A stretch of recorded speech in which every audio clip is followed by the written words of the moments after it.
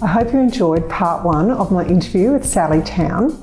Top up the tissues, and here's part two. So that was emotional, but the next part's going to be emotional, and I'm so grateful to you for sharing this. Yeah, this is amazing how this all played out. Yeah. So the next emotional milestone, yeah, like you said, is going to be emotional as well. And I think the reason I've been so emotional talking to you about this is I've actually only ever talked publicly about all of this once. And, so I did it like with a talk and a PowerPoint presentation. That was all. When I think, like you said, when you're reliving it, it is very emotional. But my aim out of talking with you today is if I can just help one person, save one person from, what I went through, I'm happy. I just hope that people can to listen to my story and, make sure they do their checks. So, life was amazing. Everything was great. We progressed, with the twins going through school of the year, and we got to, moved up the corporate ladder, and by, this sort of stage in our life, we were managing Helen Springs Station in the Northern Territory. So looking back, probably wasn't a great position to go to with a young family because it's a very big corporate role, very busy and very stressful. And anyway, they run like 65,000 head, is that right? Well, they did when now the two places are split up. Tilly and Helen are separate managers' jobs in, now.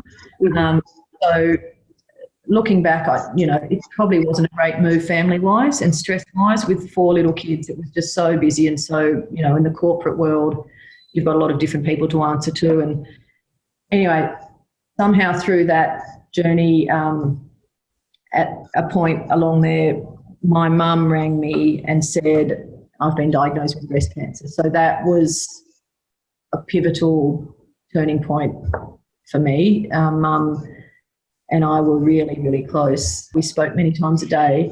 I didn't understand, the same as I didn't understand why did that happen with me. Mum was so healthy. She didn't smoke. She barely drank. She was super healthy. There was no family history.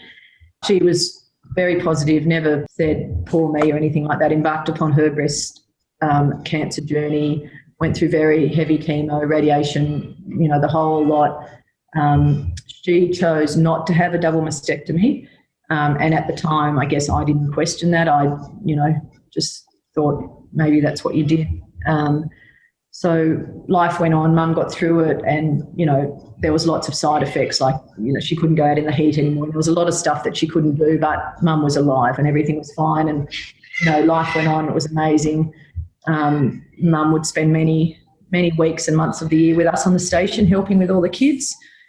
Anyway, we, for a while, were pretty much ready to leave the corporate world, and just an opportunity came up. I just remember sitting on a horse at a camp draft at the camp, just talking to a friend who said that they've got a business in this weird town called Fitzroy Crossing and that they're thinking of selling it. And, we'd been looking for a while. We just wanted to do something for ourselves. And so pretty much, we just explored that a bit more. And long story short, after much negotiation and many to's and froms, we bought this business from her with the expectation we would go over there and do our own thing, run our own business. And at this stage, we were still managing Helen Springs. And anyway, then Chris was offered the Go-Go manager's job, which was, very close to Fitzroy Crossing. So we moved over in this particular year. It was a massive year. We moved over to our new business. The twins had headed off to their first year at boarding school, and the little girl, Belle and Em, was still here at Go-Go on School of the Air. Going back, a bit, Mum, 10 years went past, and Mum, she was given the all clear and everything was fine, and we went on with life. And then Mum, in the September, she rang me and said her cancer's back, and it was back in her spine. It was very short and very aggressive, and in March, Mum passed away. So that was, I can't even explain how that just put such a big hole in my life. You know, like we were just so close, and I'm not sure how I got through those days either, but that all happened in our very stressful time at Helen Springs as well, and we were just, you know, we just knew we had to move to something less stressful. This is another time in my life when I went into a fairly dark hole, and I actually did go to a doctor to say I'm not coping, and for the first, I'll never forget this, and I say that he actually probably, without doing too much research, he prescribed antidepressants. This was after Mum died, and I'll never forget the feeling. So he said, take this and that, and I had one, I took one, and I honestly just felt like such a zombie. Like I couldn't focus properly. I was just so dopey, and it wasn't a good feeling. So that was kind of what made me, the same sort of thing as I went into the deep depression, you know, when I found out Chloe was sick. The same thing with Mum. I just thought one day Mum would not want me to be like this, and, you know, be sort of feeling sorry for myself because I've lost my mum. She'd want me to get on with it and look after my kids. And so same sort of thing. I don't know, in all of my medical hurdles, I seem to just wake up one morning and say, righto, that's it. I've, you know, time to get on with it. And so anyway, so fast forward a few years, we've made the big move out of the corporate world into private and working, you know, managing Go-Go Station, which has been amazing. It's been wonderful to us, especially in that first year for them, us coming over here, and we were new managers, adjusting to, you know, I was running our business and Chris was managing Go-Go. And then, one day, it was in July, I just felt a tiny little pea-sized lump in my left armpit. And as soon as I felt it, I thought, oh, no, this can't be happening. Surely this, and, you know, Chris, with all his positive, he's always so positive through everything, Chris. Like, he's just been such a rock for me, getting me through all of this. You know, I, for some reason, immediately think the worst. He's like, don't be silly, you know. So anyway, the next day I went to the Fitzroy Hospital, and they felt it, and the doctor said, oh, that's definitely, it's just like a node. It's not breast cancer. You know, she just said, I felt lots of breast cancer lumps, and that's not breast cancer. And I said, well, my mum died from breast cancer, and my gut feeling is telling me I want to look into it more. And she almost sighed and went, oh, all right, well, you know, we'll refer you to the next thing. So then I had lots of other tests that, like, had a mammogram and all, you know, every test that you could have. It was all clear. Then I just still didn't feel right. So then I was referred to Broome for a test called a fine needle aspiration, which is when they put the needle into the lump to take some tissue out. So they did that, and then came back to Fitzroy. I was sort of like, I was anxious, but I wasn't too bad, because by this stage, every medical person that I'd come across had said, even the ultrasonographer and the person doing the FNA, like, they were all really lovely, but, you know, and they all just said, I really don't believe this is breast cancer. Mm-hmm. So I was anxious, but I was feeling slightly confident. But then I just got an email from the Fitzroy Hospital saying, Sally, I was at work. It said, Sally, you need to come to the hospital urgently regarding your results. So you can just, like, I was at the shop, my heart was in my mouth. I was just like, no, this can't be happening. This is my worst nightmare. Mum had gone. I couldn't ring Mum. Chris was out of range. So I went to the hospital, and he said, your FNA has come back positive to breast cancer, and it looks to be rare and aggressive. So that was on the Wednesday. As soon as Chris came back into range, he said, when your husband's with you, come back in and I'll explain more. So I went back in, and it wasn't really a lot more that he could say, except, you know, we need to refer you immediately to Perth to look into this further, given your history. So we said straight away, we don't want to go to Perth, we want to go to Brisbane, because that's where my kids are at boarding school, and if I've got to stay, like, so you can imagine life just turned upside down in such a hurry. The little girls that were at home doing School of the Air, at this stage, none of the kids knew that this is what happened. So this was on the Wednesday. So I'm coming home trying to hold a very brave face to the kids saying, guess what? We're going to go and have a surprise visit with Jack and Chloe. So somehow, I don't even know how, I just managed to keep a game face and managed Dad and Sue and my brother, like everyone, we all met in Brisbane because, we all knew how scary this could be if that was right. And still the kids didn't know. Jack and Chloe, they did know we were coming over, but we just said, let's come up. We just want to see you and we'll bring the family up and it'll be really good. So the kids were all excited. So I was having to pretend to be excited. It was such a hard time. So that was on the Wednesday. On the Sunday night, we were flying out of Broome to Brisbane. So obviously because we weren't referred to Perth, it was all out off our own bat now. Like we decided to go to another state. So we had to do all of our own, finding the surgeons and the doctors and all that sort of stuff. So, through lots of wonderful friends, I managed to get into amazing Dr. Melinda Cook, and she saw me straight away on Monday morning because we had to have the first test, the biopsy, to determine if it was cancer. So Monday morning we did that and we waited till that afternoon, which was the longest day of my life, I'm sure. And when Chris and I went in that afternoon, I could just tell by the look on her face that it was cancer. And she said, yep, yes, Sally, you do have cancer. The next thing now is we need to do a lumpectomy and take some lymph nodes out and find out what type of cancer and how bad it is or how not bad it is. So that was the Tuesday. Obviously, by this stage, too, I sat down with the kids that afternoon, which was probably one of the hardest things I've ever done. I sat all the kids down on the couch and I just said, guys, the reason we're here is that Mum's got breast cancer. And that was really, really hard that day because they were all so young. They immediately just thought of my mum, and my mum had breast cancer and she died. So, it was a really, really tough day telling the kids that. And straight away I just said, but it's nothing like Mum. It's nothing like Nanny. I'm not going to die. It's, just pretended that everything was fine. It's really early. And, so which we really didn't know. We knew nothing until Tuesday. So Tuesday I went in and I had the lumpectomy and we had to wait days, for those results to come back. But when they came back, this is where the twist in the story is. So all the lovely medical professionals in the Kimberley were actually right.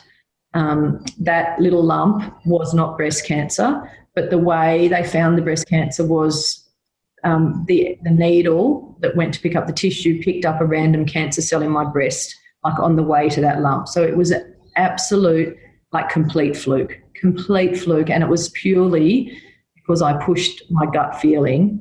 So not only was it one lump, I had 7 lumps in my left breast, 3 different, and one of the it was so early though. I'm literally one of the very, very lucky ones in the breast cancer world. It was so early. There was nothing in the lymph glands. I also had lymph nodes taken out on the other arm because I just wanted to make sure.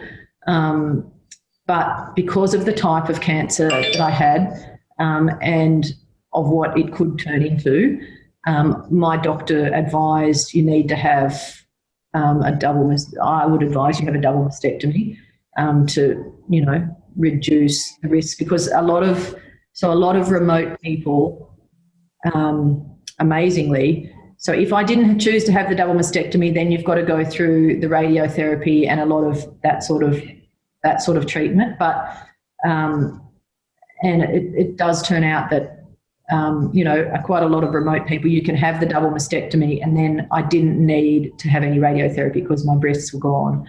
So obviously it's a big decision to make, and you've got to go through all the counselling, and then you've got to have there's lots of channels. You can't just say, yep, I'm going to do that, then next week you have the operation. It was kind of quite a few weeks before I actually went in and had the mastectomy, because they've got to make sure you're prepared mentally. It was, it was just, so by this stage, we just had wonderful people around us. I had the most amazing Govey back at GoGo, who we're still beautiful, wonderful friends with. So she sort of took the kids on. She completely looked after them and, kept on educating them and like obviously Chris had to come home, and I had a great lady running the shop for me. So yeah, like went through all the counselling, and then it was just not an option. We just said, yeah, we'll have it. Yeah. So was Chris part of that counselling too, Sal? Like, did they include your husband in that? Very choice making? Yeah, definitely. It's amazing. Like, it just blows me away. And Chris and like our breast care nurse just wanted to hug Chris so many times. She said, "Oh, just let me hug you. You're just the most amazing, supportive husband." She said, "You've got no idea. A lot of people, they don't think it's a good thing. You know, they don't want their wives to go ahead and have a mastectomy." And I just can't fathom that. But this wasn't even a question. Like, if it's going to save my life, that's what we had to do. Obviously, go through the counselling as to whether you want to have like a reconstruction or not. And a lot of the reconstructions can happen, like some people like will have the reconstruction done like on the same day the operation is done for the mastectomy. So you wake up like without your own breast, but you've had the reconstruction done. But that's all part of the counselling, which was obviously very traumatic, trying to make that too. The thought, because I am so little, I was just going to look so like a little, 10-year-old girl. And like, so anyway, we went through all that, and we decided not to have a reconstruction, mainly because I didn't want to have implants, because some of the implants have led to cancer later in life also.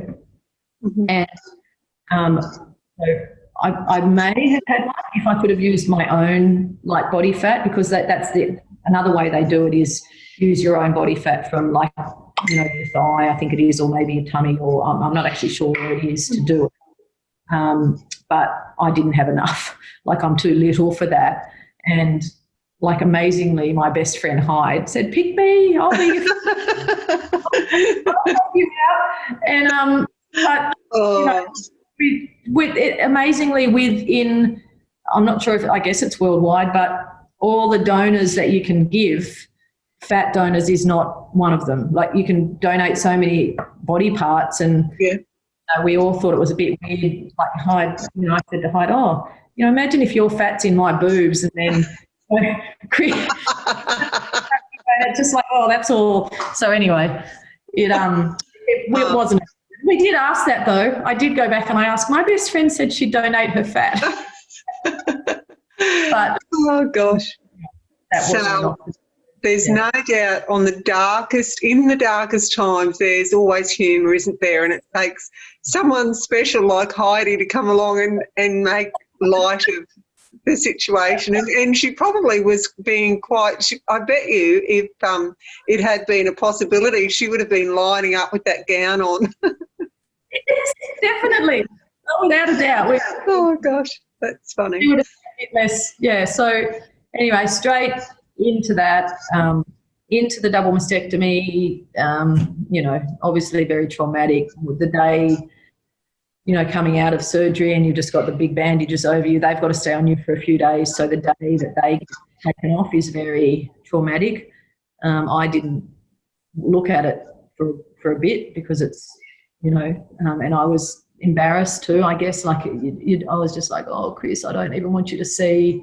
Like, it was a very, traumatic experience to go through. But I think now in our family, like, we're so open with our kids, and we are so open that it's kind of just, it's just part of life now. Went through, I had to stay in Brisbane for a long time though, because I had a lot of post-surgery complications with drainage. Like, I had to have a drain in, and like a lot of the left breast just wasn't draining properly. So I couldn't come home, and that was very traumatic, being down there, and then the little kids were doing School of the Air. I couldn't come home for some time. And I think while I was down there, mentally I was fine. I had a lot of support around me. My breast care nurse, Carmel, she was just incredible. And, if you had a down day, there was always someone to talk to, always someone to help you.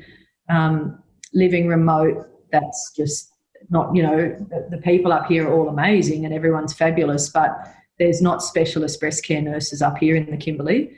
And I would like to, that is my goal, that eventually I would like to try and get one up here, because there's a lot of people up here on communities, for instance, like Indigenous people that, they've never left a community in their life, and then all of a sudden they've got to go down to Perth into these big cities. And I think, rural and remote medicine, it's just it is just so much harder for us.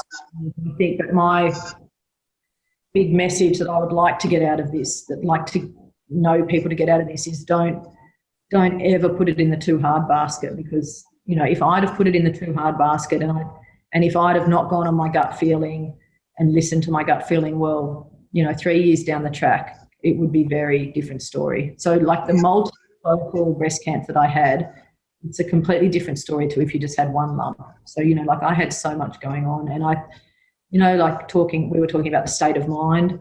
I think stress, like those years at Helen when Mum died and what I went through there, and I was so down, you wonder whether stress does have an impact on it. I had, during all this, I did have the genetic test done, which they advised, which did come back negative. But kind of another add-on to this story that's happened recently is my lovely auntie, whose mum's sister in the last few months has been diagnosed with triple-negative breast cancer, which is a really nasty cancer, and she's currently going through chemotherapy at the moment. So now, just last week actually, I was in Perth for all my checkups, and all my checkups were good, but because my auntie's now been diagnosed with breast cancer, they're saying that most certainly we probably do have a gene in our family. Yeah. And so I haven't been through menopause. I had premenopausal breast cancer that was hormone receptive. So that means the type of cancer that I had, there's a strong link to cervical cancer, like later in life, which is a hormone-based cancer as well. So back at the time when I had mine, I was advised, it's not, you don't have to do it straight away, but this is definitely something you should think of, is going ahead and having a full hysterectomy with all your ovaries and everything taken out. That would, as a preventative surgery, I guess the same as I had the mastectomy, which is a preventative, for cancer coming back again. So, I've always had that in the back of my mind, but I haven't wanted to do that for all, the obvious reasons. I haven't been through menopause, so if I do go through that, it's going to put me straight into surgical menopause, and which will be just horrendous. But so anyway, since then, on different doctor's appointments, the last doctor appointment I had in Perth, that's a fourth doctor that's now specialist doctor that's now recommended I really should go ahead and have this operation to prevent, because I have got fibroids and I have really heavy periods, and it's all leading towards a nasty outcome later on. So now they're saying because my auntie has it, there's most certainly in a gene. So I've got some big decisions to make now if I do go ahead and have that. Ovaries and everything will be out, which puts you straight into surgical menopause. And then because of the hormone receptive cancer I had, you can't take any hormone replacement therapy or any sort of drugs like that to help you through any symptoms. But I work with some natural therapies and with somebody, to get my body really well balanced and healthy. And I have blood chemistry done all the time, which is, I have my bloods taken every 6 months, which does a really good measure of where you're all sitting hormonally and how your body's going. So I feel confident, moving forward, if I keep on with that. And then if I do go ahead and have this operation, I know, heaps of people have it, so I just have to manage the best way I can, I guess. So that's kind of where I'm up to with the breast cancer journey, and the next stage of, whether I go ahead and have this operation. And I would just love if anything could come out of this. If you living rurally and remote with the medical hurdles we all have to go through, just never ever put anything in the too hard basket. Just act on your gut feeling, and I think it's huge. Obviously, it saved my life anyway, and I'm sure Mum was just looking over me, pushing me every step of the way, and I know that this is such a double-edged sword, because if Mum hadn't have died, I would have listened to those medical professionals, and I would have, not even given it a second thought. And, I would probably be the one that's dying. So that's a very, yeah. I think she was guiding that needle too when you had that sample taken. So definitely. Yeah. So how did the little ones cope? I imagine it was a different experience for Jack and Chloe because they were a little bit older to the little ones, but did the little ones take it a bit more in their stride? They were just amazing. The kids were like, when we first told them, obviously that day was really hard, and we just obviously, I guess, like you do in front of your kids from then on, Chris and I just said everything will be positive. We're never going to let the kids think that there's anything other than positiveness. The schools were just incredible. They just supported the kids so much, and they just kept them busy, and they could help in whatever way we needed help with. They were just wonderful. And then the support I had back here with Miss Kay, being the kids' govey, she just kept them so busy. And, I just speak with them on the phone all the time. And, I remember coming home after so long and they had a big welcome home, mummy, son. Like they were pretty amazing. I think deep down, obviously at first they were very scared because the only experience they had with breast cancer was my mum dying. So, yeah, I'm really, really one of the very lucky ones. I've got Mum to thank for that. And like you said, she's guiding me all the way. And, I just hope, like it doesn't ever go away. It's always in your mind of, gosh, I hope it never comes back. It's always there, but I think you've just got to move forward and like be as positive as you can and do, what you can to prevent any further things happening. Yeah. So thank you so much. I'm exhausted from emotion. But honestly, I'm so grateful to you for sharing your story. And like you said before, if you can just help even one person, who knows, hopefully you'll get some, really great breast care nurses up there in those communities where they're, every community needs them, but particularly those communities who don't have access to them at the moment. So thank you for sharing your story and trying to spread the word. And, I'm very grateful. Oh, thank you, Kelly. I'm very grateful that you asked. And I just hope that if I've helped one person, then, that's great. Yeah. And I would encourage everybody to go onto your Facebook page and have a look at your story that you put up about your journey, and because I didn't know anything of that story, and and your mum always said to you that you needed to write a book, and I absolutely think you should go and get pen to paper right now. Oh, that's a bit outdated. Fingers to keyboard. It wouldn't be pen to paper anymore. Your wrist would get too small. No. Anyway, thanks, Sal. Thank you so much. Thank you so much. Take care. Thanks so much for watching our video. I hope you enjoyed it. And please try to remember to just click on the subscribe button so we can keep you updated with everything that's happening. Thank you.